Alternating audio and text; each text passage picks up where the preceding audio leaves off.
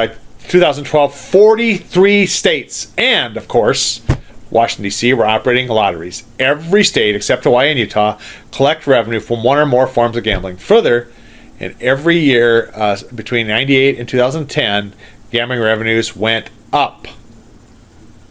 You know what happened in 2009? We elected a new president, took office, and we had an economic downturn. Gambling is an indirect source of revenue in the sense that it is not seen as a direct tax on citizens. Instead, revenues come from the taxes on the games. Okay, here's my thing on this tax. On gambling tax. It's a disproportionate tax from this standpoint. Your humble instructor and professor of this class, have never spent a penny on gambling.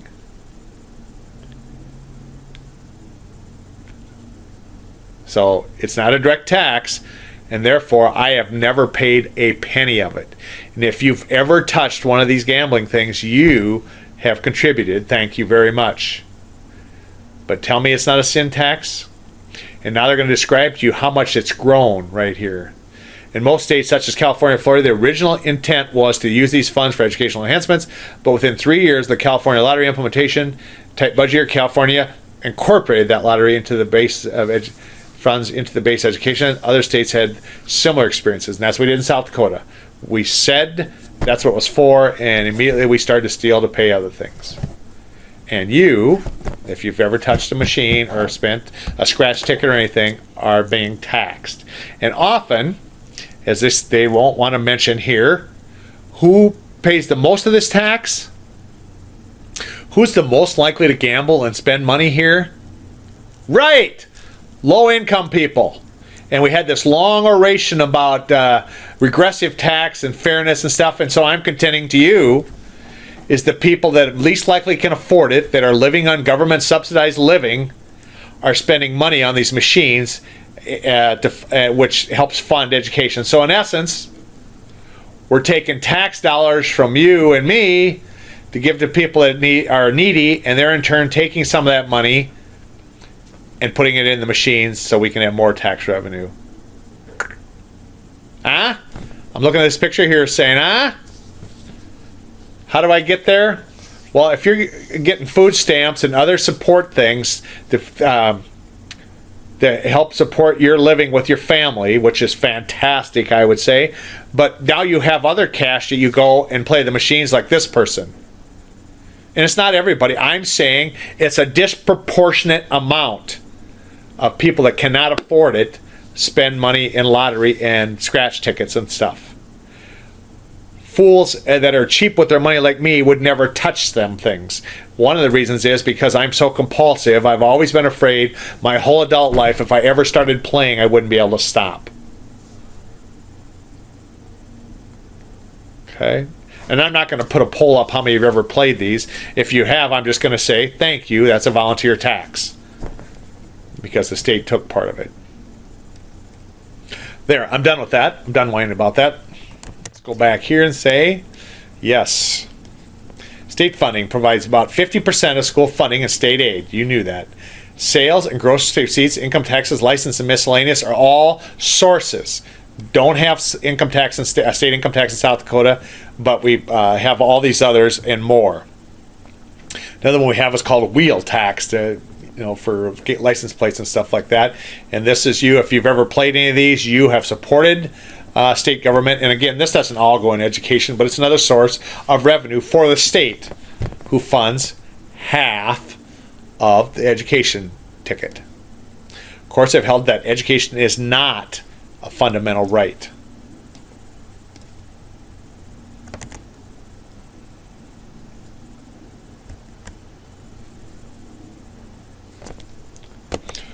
So what about these recent challenges to school finance within states? A number of court cases relate to school finance has increased in recent years. Some states have had new suits initiated. Others are continuing to struggle to respond to earlier court decisions. All 45 states have experienced, court cases deal with funding. So here's the state's perspective. The earliest court suits from 1989 was the first time, before 89, were based on equal protection challenges and questions about unequal source of allocations. And then in 2012, plaintiffs were successful in about 2/3 of these cases.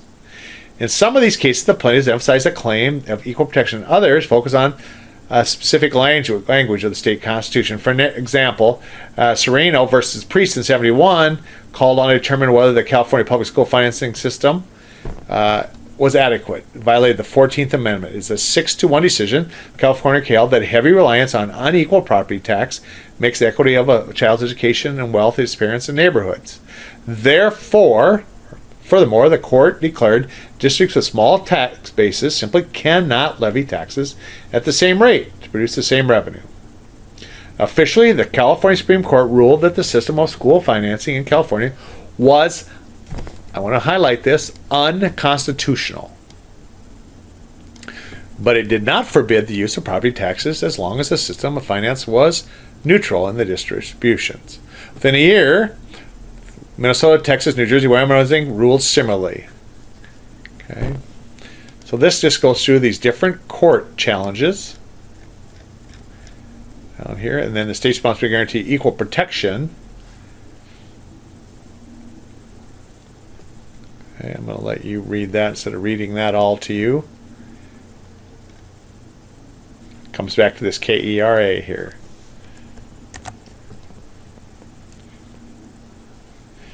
Courts have continued to insist that financial limitations are not an excuse for what the states sought, and in many states, education finance systems were knocked down by the courts, that the state legislature were directed to remedy the wrongs of it.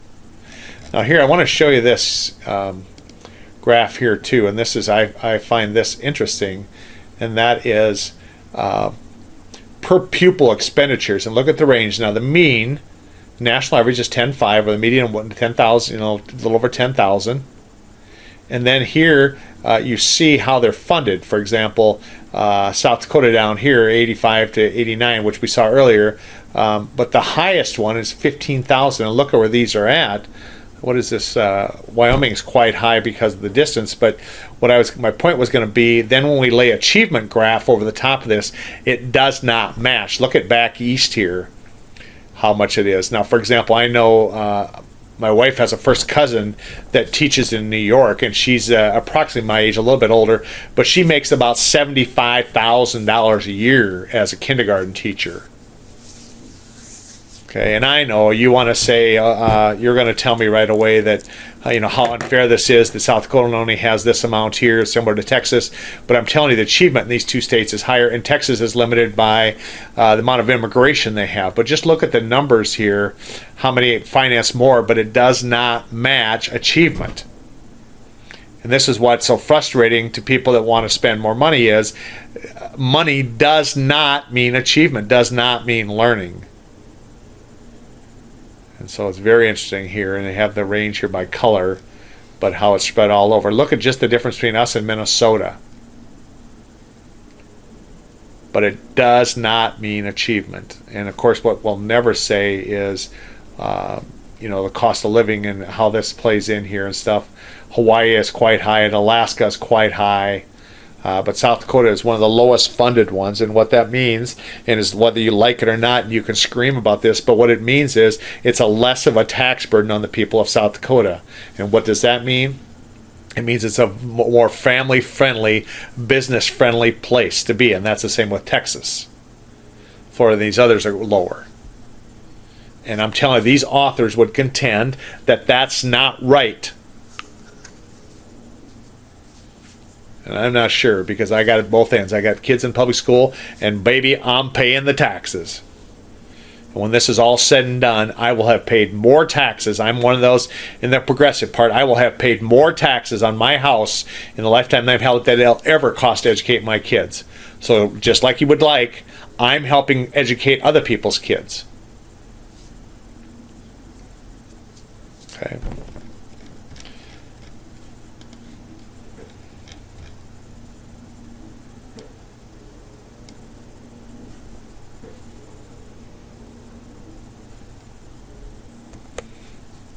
So what are some of these new efforts, these entrepreneurial efforts Like advertising is one.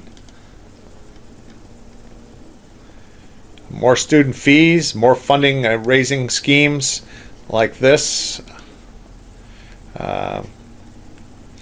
Taxing marijuana is a big one. Won't that be interesting? Now we're up to number 11 is all. And number 11 is going to be right here, where you do these here and you talk about the pros and the cons of each of these, and they're not very good at laying those out about how to collect these, but they're innovative ways to do that. So state aid, we've used that term before, and so that's not new. State aid is the money from the state government to fund your school. State aid education exists largely for three reasons. The state has a primary responsibility for educating its citizens, and financial ability of local school districts to support education varies widely, and potential wealth is now less related to property than it once was. So state aid can be classified as having general or categorical use. It can be used to recipient of school district desired. Categorical aid is earmarked for specific purposes. General aid is often administered through a program that funds each school district up to a foundational level. And so you have to know what this is, foundational level.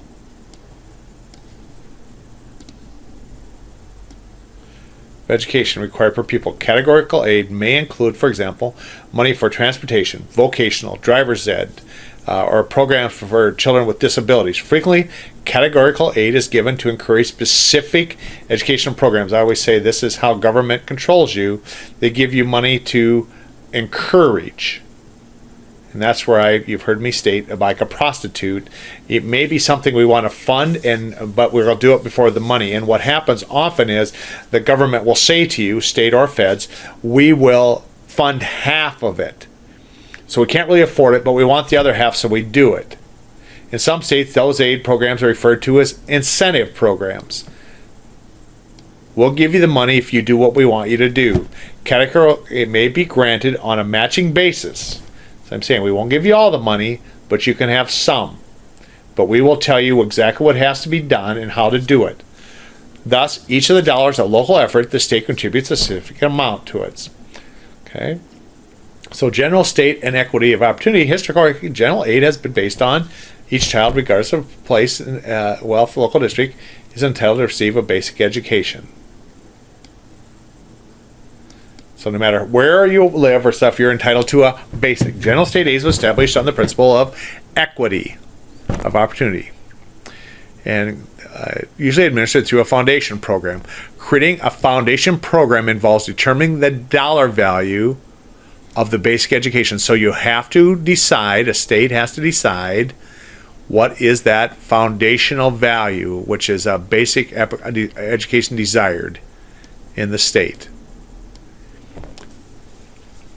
and referred to as the foundational level. So that's the basis of all funding from the state to your school is the foundational level. It starts from the foundational level, and that is the basic education opportunity desired from your school. In determining a minimum standard of local effort considered local wealth, foundation concept implies equity for taxpayers as well as equity for opportunity for students. So how does that foundation program work? Okay. Shows how a foundation program operates. The total length of each bar represents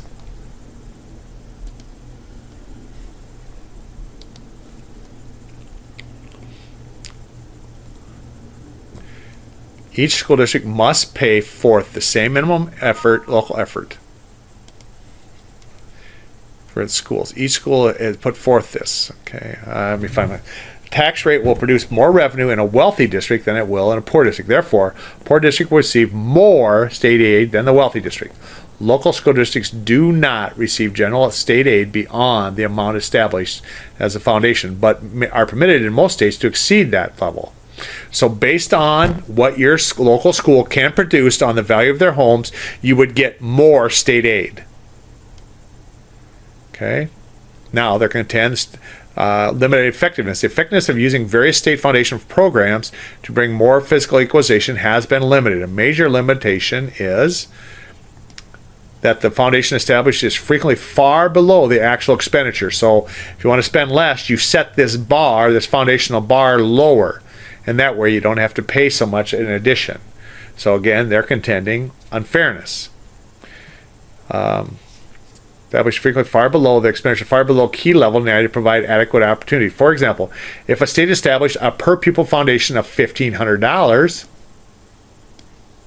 which of course is far below what it costs, the average per pupil expenditure was $3,000, equalization would not have occurred. A second limitation of this, most general state aid do not provide a different for pupils with special needs. Special education, vocational education, for example, both require more money. And we no longer count the special ed students, how many, or what their disability is. And then, of course, this part that they're going to poo-poo. In the past 40 plus years, there have been a number of political initiatives by taxpayers to reduce their tax burden. Why would they want to do that?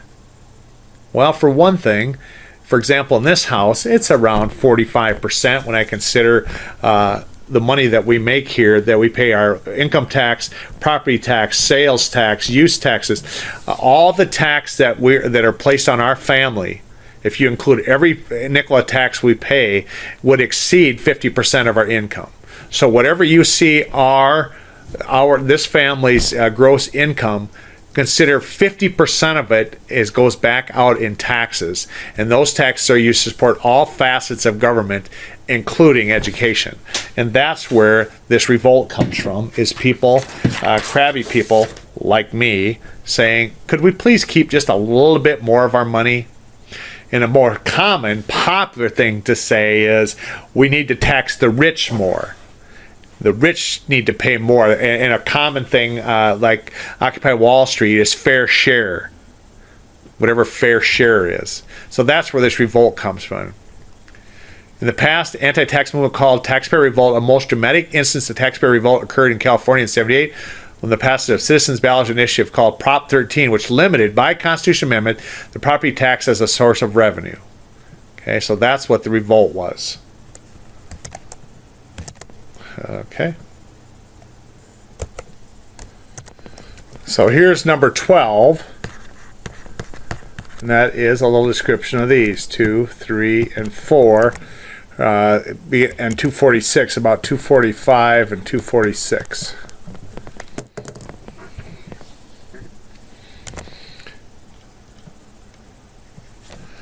All right. Okay, and here's where I growl a little bit. The federal government's role. The 10th Amendment says no. Seeing the function of the states, although states have primary responsibility, historically the schools were operated at local level, and they're saying that's a change. It historically was operated at the local level. The past 60 years, the federal government has assumed an ever increasing involvement in education. Okay, because you want to control the people, you got to control the schools. 60s and 70s, the rationale for this interest involved was linked to national security, and that was their rationale for taking over the schools was national security. Hence, Sputnik. Remember we studied Sputnik and the laws that came out of that? That was this. They said, we've got to do something as a matter of national security. We need to take over these schools. And solving social problems. They felt also that was their responsibility to deal with social problems. No constitutional authority whatsoever, other than if they could say it was national security. So in the 90s, the rationale was based on economic competitiveness. They made another reason that they have no constitutional authority whatsoever, but they said, as a matter of economic competitiveness, we need to take over the school. So in the late 90s, focus shifted from standards to standards and testing, and that was a federal thing. And how do they do it? Simply stand back and say, we'll give you money if you do what we tell you. And we said, of course. The concerns about funding and the infrastructure. We're short of money, so we'll do whatever. We'll prostitute ourselves in that way so that we can have more money. So the arrival of No Child Left Behind We'd have lots of things prior to that, but this was the first federal law regulating the schools. Accelerated the evolve of federal government. This increasing centralization of power called federalism. And our founding fathers never, ever wanted this much involvement in people's lives as what the federal government has done in the recent years. And this was the biggest bite, the biggest overreach was No Child Left Behind. One consequence of federalism has been the establishment of more federal agencies, programs, and laws that address performance of schools, teachers, and students. Even though they have no constitutional authority, this is the overreach, and nobody to push back on that. So here they come. And the most recent one is Common Core standards. No Child Left Behind was the first overreach, Common Core is the next.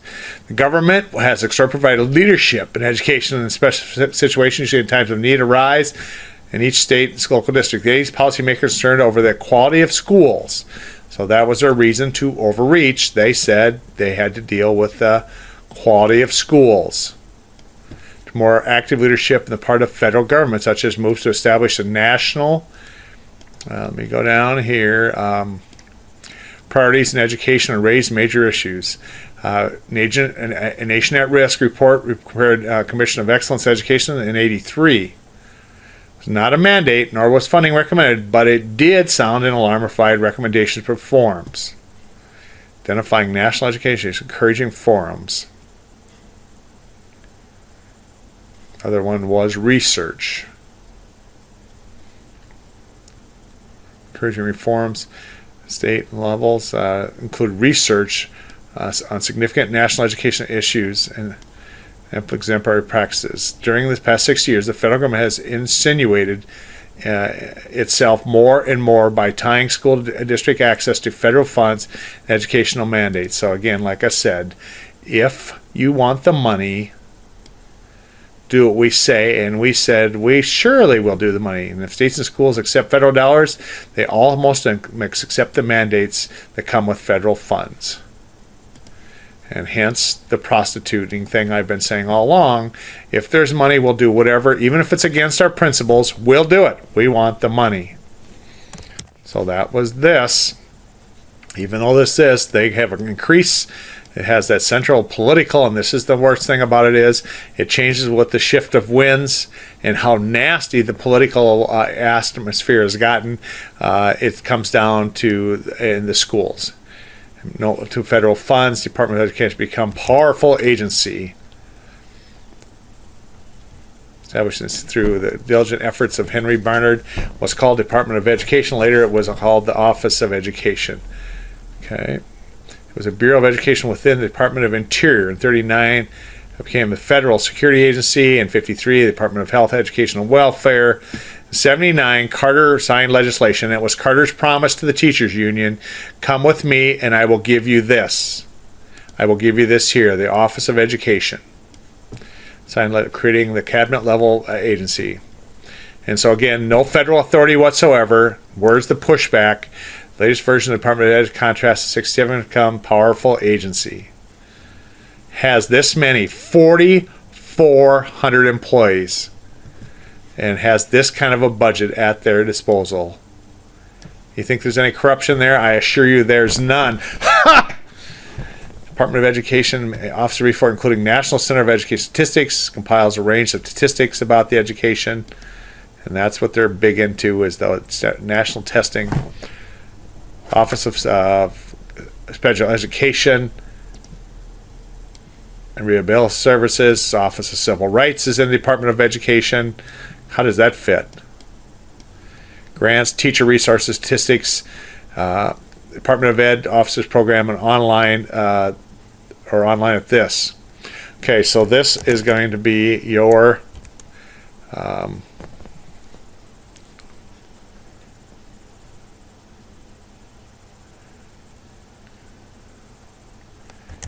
how you're going to come to be here. Let's make this number 13. And you tell me these things here that they also involve. Employs this department includes many offices and resources. And you put the offices, statistics, Office of SPED and Rehabilitation Services, Civil Rights. And, okay. So that's number 13. No question offering aid and awarding grants are effective ways to influence the goals of educational nationally. Say, show me the money, and we'll do it. Includes about whether the office of the federal government should have a stronger or weaker influence. Some people maintain that economic forces of society are not contained within the local school district and state boundaries, and therefore should direct federal intervention as needed. Others advocates disillusion of the department insist that education is a state responsibility. As is easy to see, over the last 50 years, the clear trend in terms of acts of Congress and President leadership is toward greater federal involvement. And as I say, whether you like it or not, you look like what they've done with health care and everything else they touch, they're now going to run the schools and rationalize it. So what programs are operated by the federal government? Well, let's flip back over here and see. The poorest, most poorly run district in the United States is D.C., and that Congress fully funds and operates the D.C. school system. Why? I don't know. It's just crazy. But because when it first started, it was a tiny little thing. Our founders never imagined the amount of people that would come and work for the federal government. It's not only the people that work for the federal government in D.C., but all the lobbyists and the people that are connected with federal government. Federalism is going to get to be the biggest entity in the world, in our country, and they have a school, and it's poorly run and poorly funded. That's where the last administration allowed vouchers, so poor kids in D.C., there's a higher percentage of poor kids than any place else, and they were allowed to go to private schools, and this administration quickly ended that. Okay, so I'm not going to go through all this. I'm going to let you seek this out about all the different things that are run by the federal government. Department of Interior funds and municipalities, Bureau of Indian Affairs, school funds and reservations, military, naval, Coast Guard academies, and Department of Defense. Also operates multiple school systems, funds research, this educational resource. The ERIC is all run by the federal government, all involved in running our schools. And there's some questions on the test about this. Let's now, again, as we did in almost every chapter so far, looked at No Child Left Behind, but here is, it's going to show you exactly where the federal government stuck their nose in here. Most sweeping effort of federal government, student learning, and increased accountability for states and schools across the nation in 2002 was reauthorization of the elementary and secondary ed, ESEA. And that first started, it goes down here and say 65, but please know there's a question on the test what this is. And now it's commonly known as No Child Left Behind, but it was a reauthorization. It wasn't new legislation. It was a reauthorization of ESEA. ESEA was passed by Congress and signed by Johnson in 65. And if you remember back on our last chapter, 65, President Johnson's War on Poverty, he also put together the Head Start program. Free and reduced lunches was his. Title I programs are his, and this was another one that was lasting. And his whole idea was the major intent of this was to increase success of poor and minority students. Results in the past 50 years have not been dramatic, and this is what I've said to you numbers of times. If money was the answer to these poor schools, it would have been solved long ago, and President Johnson did it. All the money he pumped into these poor schools and poor communities, the results have been very mixed. Okay, and so that was, with all that, it was just the beginning of their grab of expanding. Every 3 or 4 years that has, or 4 or 5 years that has to be reauthorized, and every year it grabs more. Every year it takes more control, so it's expanded. And then the last president reauthorized a major rethinking based on No Child Left Behind. Two major purposes of it were raise student achievement, and you got to know this because this is what it's about, across the board, and eliminate the achievement gap among students from different backgrounds. 2,100-page bill signed by President Bush contained many directives and initiatives for states and school districts. Those two of those particularly important to the future teachers are this: adequate year progress and schools in need of improvement, meaning if you didn't meet these, students could go to other schools at your expense, your school. Okay, so here's what yearly progress is. Schools in need of improvement and other requirements. Okay. Increase success of poor minority schools and special ed kids. Raise achievement, eliminate achievement gap, highly qualified teachers, adequate yearly performance, schools in need of performance and need of improvement. Okay, schools required to improve scores of all students. Bubble kids, students who scored close to proficiency, safe harbor, all these things come in here.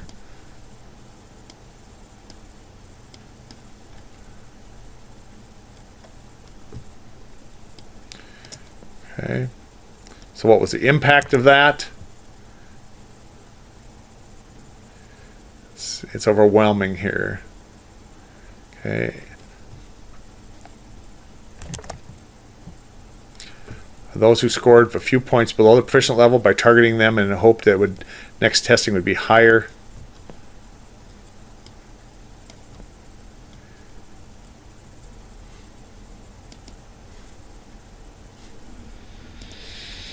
Not quite sure how to approach this so that you get the whole crux of it. But here's a word that you have to be able to use: disaggregated by the subgroups, meaning these are the 4 groups that they had to meet annually yearly progress. Economic disadvantage, meaning, poor, any minority groups, any students with disabilities, or English as second language. So in these 4 groups, now your whole school had to make annual yearly progress. Each of these 4 groups had to be separated out and reported separately. That's what yearly progress was about. All right, and then schools need improvement. This acronym in here, ch9lectproejct, set timetables. Timelines established consequences for states, school districts, and others did not show year-to-year increase in the tests and scores. Schools did not demonstrate progress, have been labeling as low performing. And what were low performing is where these 4 groups didn't all make their average yearly gains. And why were these 4 singled out? Because they were the ones that were always being left behind. That's the thing, no child left behind. Poor kids, minority kids, kids with disabilities, and second language kids. Or failing schools. These schools received such as an N3 or 4, which indicates the number of years during which the students subcategories did not receive annual year. So AYP was a buzzword in schools, annual year progress. Then many school elements, mandates, and expectations were part of this, such as annual testing was a big thing. This established annual testing for grades 3 through 8 in math, reading, and language arts, as well as testing them 3 times in science by grade 12. I think it's 3, 8, and 11. Annual testing for here, at least 3 times in science. So testing was a big one. Report cards in which the other things schools must be listed. Also, school districts must make available to parents and request the following information right here. The law said now parents had to have constant and continuous access to this information. Whether the teacher has met state qualifications, licensing criteria for the grade levels they're subjectly taught. And you have to declare that, and it has to be public information. Whether the teacher is teaching under emergency or provisional status. Okay, I'm going to have you bring this here, or is it here? Oh, right here. These are also provided by the law for the thing. So they had to test students annually in those areas, make this available, and make available to parents this down here. Even this, the paraprofessionals' information and qualifications to do their job. And what was the impact of this? Let me see what they talk about here. Nope. It doesn't talk about the impact. So let's talk about the impact. Heavy demands on teachers, schools, school districts, and states. Obviously, because the poor doing schools were in big trouble. And this is what the law was intent, even though they have overreached many positive outcomes as well as many criticisms. One important outcome of the requirement of disaggregate test information has been that schools now strive to increase their scores for students. No longer can expectations for achievement by minority special needs ELL students be lower than the other mainstreams. That was a positive. Even though we screamed and cried about it, they have found that these have come a little bit in line. They're a long ways off yet, but there was some positives in that. Other impacts that have been in reality that more schools have failed to achieve this in all student categories and therefore has been labeled as needing improvement. A number of tactics are being used to increase test scores. First, bubble kids are those who scored a few points below. By targeting them is hope that next testing they'll be higher.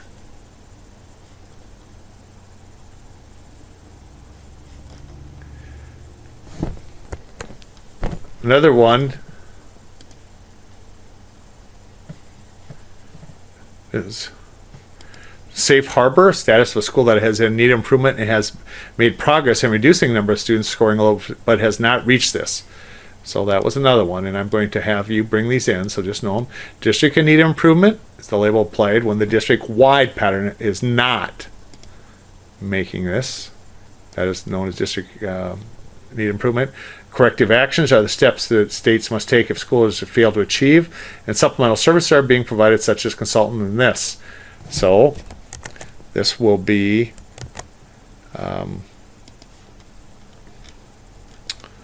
the impact of this, and we're going to call this, let's see, about where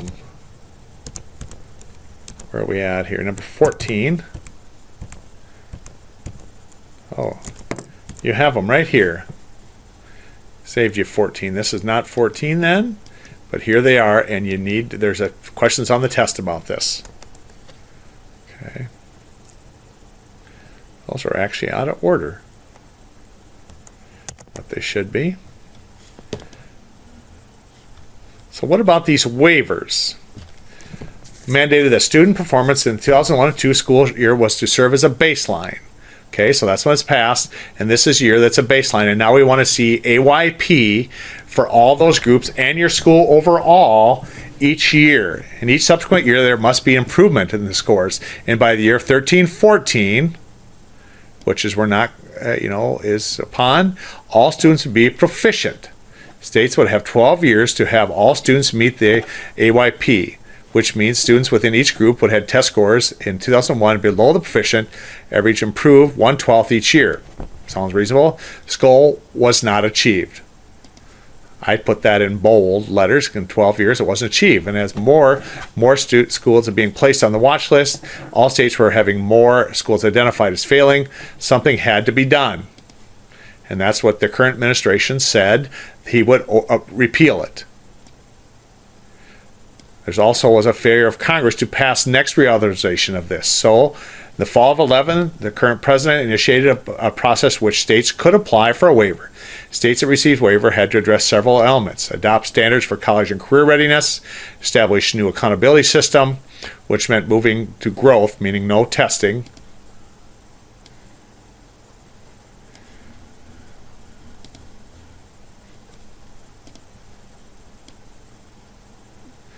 implement purposeful ways to improve this, and develop evaluation system based on measures to improve teacher effectiveness.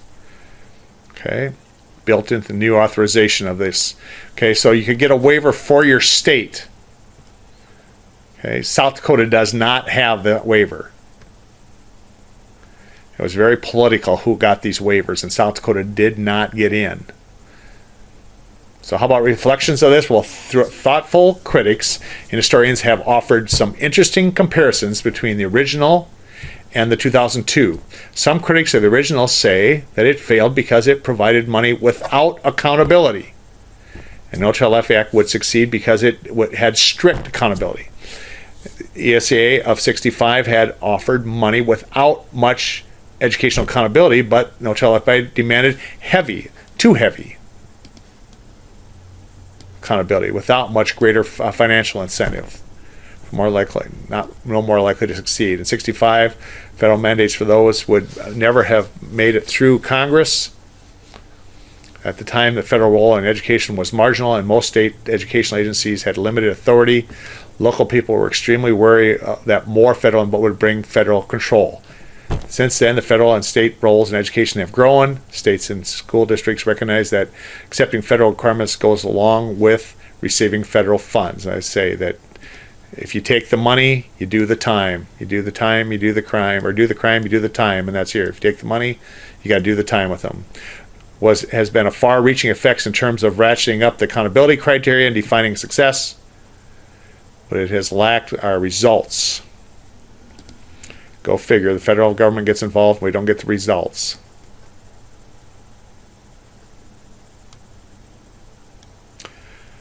Okay.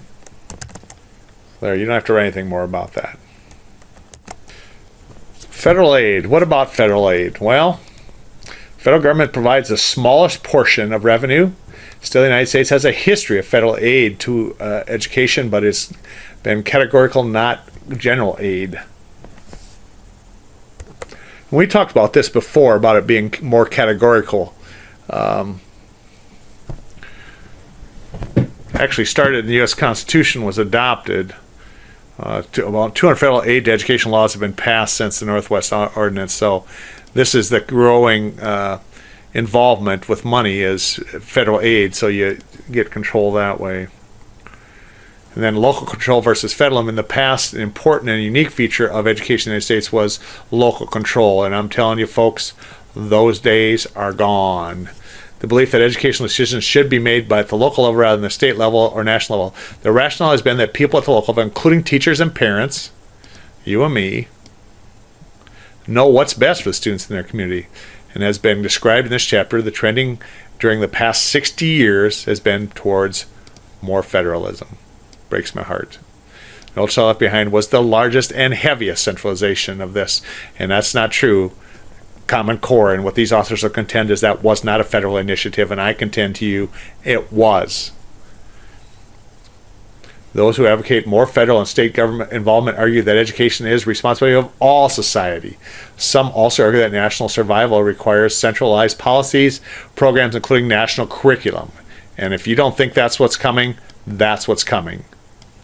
The underlying questions are not just about what is best for students in the nation. They're about power, authority, and who gets to decide. And that was the problem the Federalists had with local control, is they didn't get to have this. So as a Federalist program, they now will have control of all aspects of society, because once you control the schools, you control society. Ha! What about technology for administration? They have these school improvement teams, school for technology for administrations, student information systems. Tons have been spent for this. Used for planning schedules, student information system. Again, the other way, it's a federalist approach, because if you can get this all digitized, now it can all be aggregated into a federalist system. So now they can start to make decisions from the federalist level, because this is all available to them. Attendance, scores, grades, all that can be available to the federal government. So that's why it's imperative to them that this technology be used by all the schools. So what about politics? You know, it's just everywhere in this process. This talks about it here. Let me just back this up a little so you can see the magnitude of this, of the influences. And this is one of the scares, I think, of federalism, is you look at all the pressures and all the people that want to be players in this. The unions, foundations, governors, legislators, everybody wants to have a say. And that's why I think it's best at local control, but I'm old now and old-fashioned.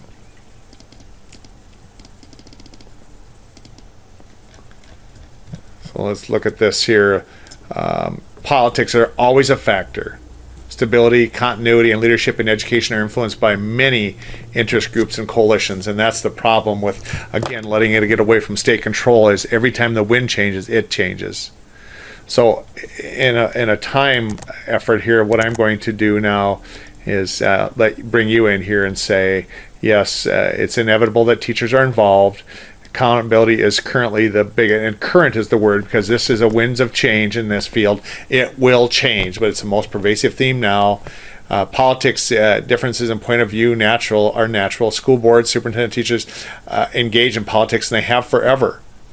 The problem that makes their politics harder, I think, especially in the environment we have today, is how hard it is on kids, because we bring it to school and the kids have to deal with it even though it doesn't match up with their family's belief systems. Expertise, networks, interest groups, coalitions all form powers. And so here's what I'm going to ask you to do now, to pick through each of these next ones. And I think now we're on number 14, we said. Yes, here's number 14. And that is, you bring these in here. So number 14 is this. 1, 2, 3, 4. And a line, a nice red thing about each of these, what these have to, what is school board politics, what is superintendent politics, and then this will be number 15 on this one. What is school politics? 1, 2, 3, 4, 5, and then I pulled these words out, 6, 7, 8, because they're buzzwords that go with sources of power, and they're terms that you're going to want to know. So what are each of these? And don't do a lot here, but just highlight them nice so I can see them, that you understand these different concepts. Then this on accountability is that winds of change we talked about currently going on, is accountability. And the biggest buzz is value added. To what extent did the school and each teacher add value as through increase in test scores? So what are the rewards in school district? And again, I'm going to ask you to do this as number 16 is our final one. Number 16, 1, 2, and this value added goes with teacher accountability, 3, 4, 5, and 6. Chapter 9, who pays?